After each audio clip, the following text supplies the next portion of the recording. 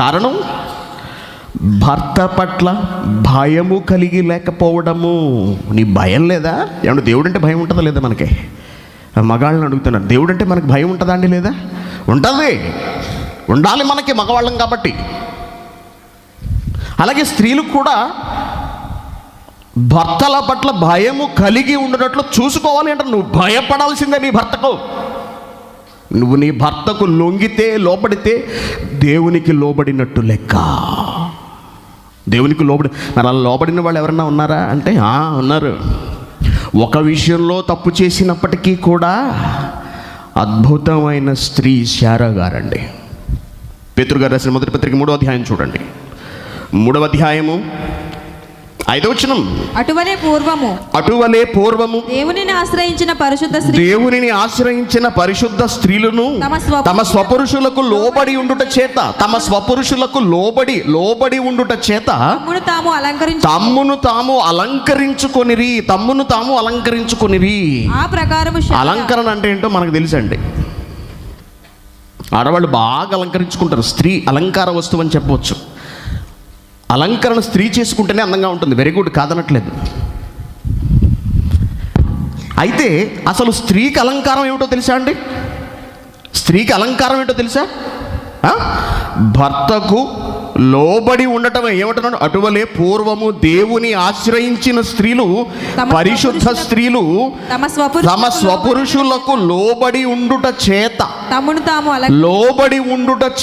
తమ్మును తాము అలంకరించుకున్నది. వాళ్ళంతా బంగారం దిగేసుకున్నారు. అందగత్తే భార్య ఏమండి, చక్కగా ఐబ్రోస్ మేకప్ సెలూన్కి వెళ్ళి అన్ని టిప్ టాప్గా తయారైపోయి మంచి ఖరీదైన చీర కట్టుకున్నావు, డ్రెస్ వేసుకున్నావు, ప్యాంట్ షర్ట్ వేసుకున్నావు, బ్యూటీ క్వీన్లా తయారై వచ్చింది. ఇంటికి వచ్చేటప్పటికి వీడికి తింటాకేం లేదు. తలుపు తీసేటప్పటికి భార్య ఎలా ఉంది? ఎంతో సుందరంగా చక్కగా అలంకరించుకుని కనపడుతుంది. తినడానికి ఏమీ లేదు. కొంచెం ఆకలిస్తుంది, ఏం చేయలేదండి, ఇప్పుడే సెలూన్ నుంచి వచ్చాను.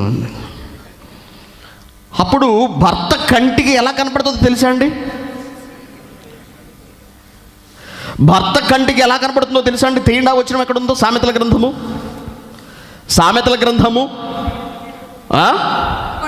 11వ అధ్యాయము 22వ వచనం. సామెతల గ్రంథము 11వ అధ్యాయము 22వ వచనం. చారడేసి కళ్ళు, కోటేరు లాంటి ముక్కు, బంగారు మేని ఛాయ, అందమైన రూపము, చక్కటి అలంకరణ, అందంతో మిసమిసలాడిపోతోంది భార్య. రాత్రికి భోజనం లేదు. అప్పుడు ఎలా కనపడుతుందండి భర్త కంటికి? భర్త ఇంటికి వస్తాడు, భర్త నా యజమాని, భర్తను నేను జాగ్రత్తగా చూసుకోవాలి, భర్త ఆకలి తీర్చాలి, భర్తకు కావాల్సింది ఆయన ఆరోగ్య ప్రకారం వండి పెట్టాలి అనే వివేకము లేని భార్య స్త్రీ, సుందర స్త్రీ, అందగత్తె అయిన స్త్రీ, అలంకరణ చేసుకున్న స్త్రీ పంది ముక్కుననున్న బంగారు కమ్మి వంటిది.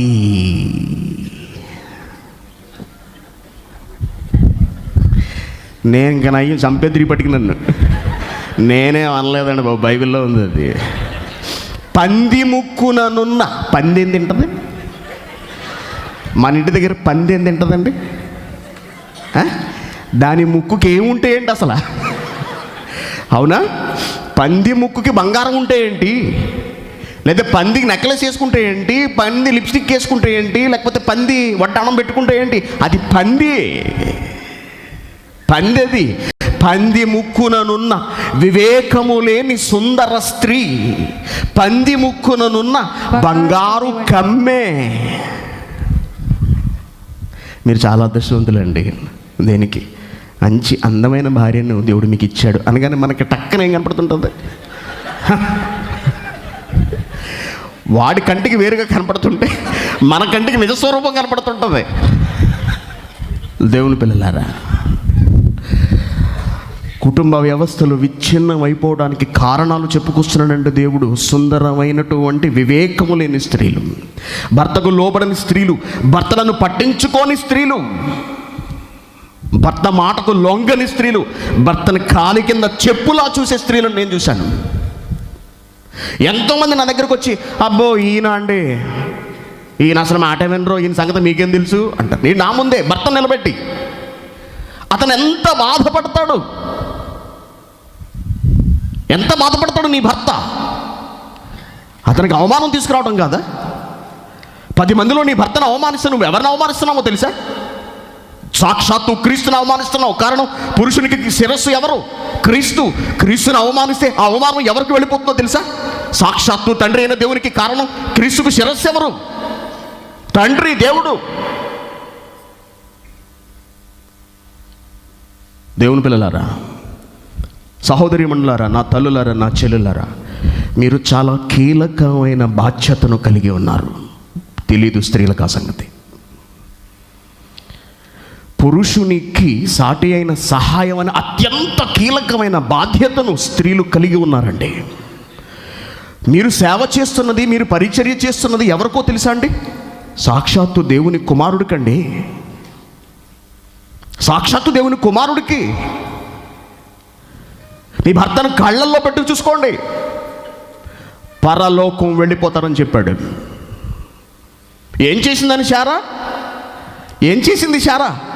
భర్తకు లోబడి ఉండుట చేత అనగానే ఎంత మంచి సర్టిఫికెట్ ఇచ్చాడండి. దేవునికి విధేయులైన స్త్రీలు, అటువంటి స్త్రీ ఎక్కడికి వెళ్ళిపోతుంది? తప్పనిసరిగా మరణానంతరం క్రీస్తు 2వ రాకడలో పరలోకానికి చేరిపోతుందండి ఆత్మగా. వద్దా? ఇక్కడ భర్త మీద పెత్తనం చెలాయిస్తే సరిపోతుందా? భర్తను 10 మందిలో కీడు చేసి సరిపోతుందా? భర్త పరువు తీసేసి సరిపోతుందా? ఈ రోజున ఏదో 10 దినాలు సంపాదిస్తున్నామని భర్త మీద కాలు రగరేస్తే సరిపోతుందా? భర్తను అవమానించేసి సరిపోతుందా? లేకపోతే ప్రార్థన చేసేస్తే సరిపోతుందా? ఏమంటే ఆడవాళ్ళు ఏమడుగుతుంటారు? చాలామంది పాస్టర్ని నా దగ్గర కూడా చాలామంది వచ్చాడు, రాయ్ గారు మా ఆయన మారట్లేదండి, కొంచెం ప్రార్థన చేయండి మీరు. ఏమండి, నీ భర్త మారట్లేదు అంటే ఇప్పుడు కారణం ఎవరై ఉంటారు? ఇదంతా విన్న తర్వాత మీకేమనిపిస్తుంది? నా భర్త దేవునిలోకి రాలేకపోతున్నాడు, దేవునిలో నిజాయితీగా ఉండలేకపోతున్నాడు, నా పట్ల కూడా నిజాయితీగా ఉండలేకపోతున్నాడు అంటే అసలు మూల కారణం ఎక్కడుంది? ఆలోచించండి. ఎక్కడుంది? ప్రార్థన చేస్తే భర్త మారిపోతాడా? భర్తను దేవునిలోనికి తీసుకురావాలంటే ప్రార్థన చెయ్యమని దేవుడు చెప్పాడా? లేక వాక్యం వినిపించమని దేవుడు చెప్పాడా? మనం ఏం పెట్టాం ఇక్కడ టైటిల్? భర్తను దేవునిలోనికి మార్చాలి అంటే భార్యకు కావలసింది ప్రార్థన లేక వాక్యమా? ప్రార్థనలు చేస్తే భర్తలు మారరండి. కాబట్టి ఏం చెప్పాలి వాళ్ళకు? వాళ్ళకి ఏం చెప్పాలి? వాళ్ళకి ఏం చెప్పాలి? వాక్యము అనుకుంటున్నారా? వాక్యం అనుకుంటున్నారా? వాక్యం కూడా కాదండి. ఎంతటి స్థానాన్ని ఇచ్చాడో చూడండి ఒక్కసారి. ఎంతటి స్థానాన్ని ఇచ్చాడు. ఒక వ్యక్తిని దేవునిలోని కనుక నీ భర్తను నువ్వు దేవునిలోనికి మార్చాలి అంటే నా వరకు నువ్వు అసలు రాకన్నాడు దేవుడు. పేతురు గారు రాసిన మొదటి పత్రిక, ఇప్పుడు చూద్దాం, మనం చివరికి వెళదాం. ఇక పేతురు గారు రాసిన మొదటి పత్రిక 3వ అధ్యాయము 1వ వచనం, అటువల స్త్రీలారా మీరు మీ స్వపురుషులకు లోబడి ఉండుడి. మీరు మొట్టమొదట ఏం చేయాలో తెలుసా? మీ స్వపురుషులకు లోబడాలి నీ భర్తకు.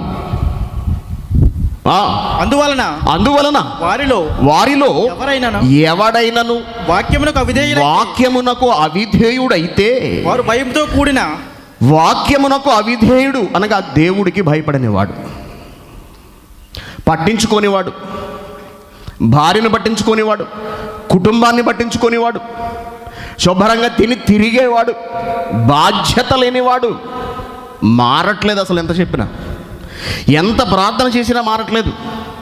అయ్యగారు పాస్టర్లు అందరి చేత ప్రార్థన చేయించాం, ఉపవాస ప్రార్థనలో పెట్టించాం, ఎంత చేసినా మార్పు రావట్లేదు అతనిలో. కారణం ఏంటో తెలుసా? మూలం ఎక్కడుందో తెలుసా? నీ ప్రవర్తనలో ఉన్నది అంటున్నాడు. దానిలో మొట్టమొదటి లోపం నువ్వు నీ భర్తకు లోబడకపోవటం. 2, నీ భర్త పట్ల భయాన్ని కలిగి లేకపోవటం. మళ్ళీ చదవమ్మా వచనం. అందువల్ల వారిలో ప్రారంభం నుంచి అటువలే స్త్రీలారా మీరు మీ స్వపురుషులకు మీరు మీ స్వపురుషులకు లోబడి లోబడి ఉండండి. భర్తలారా రాసుకోండి ఇవన్నీ. మీ భార్యలను మీరు పరలోకానికి పంపించాలి. వాళ్ళలో మార్పు తీసుకురాగలగాలి అంటే దేవుని వాక్యం మీరు వాళ్ళకు చెప్పగలగాలి.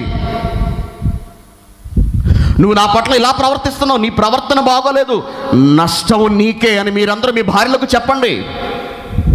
అలాగే భార్యలారా రాసుకోండి, అటువలే స్త్రీలారా మీరు మీ స్వపురుషులకు లోబడి ఉండండి.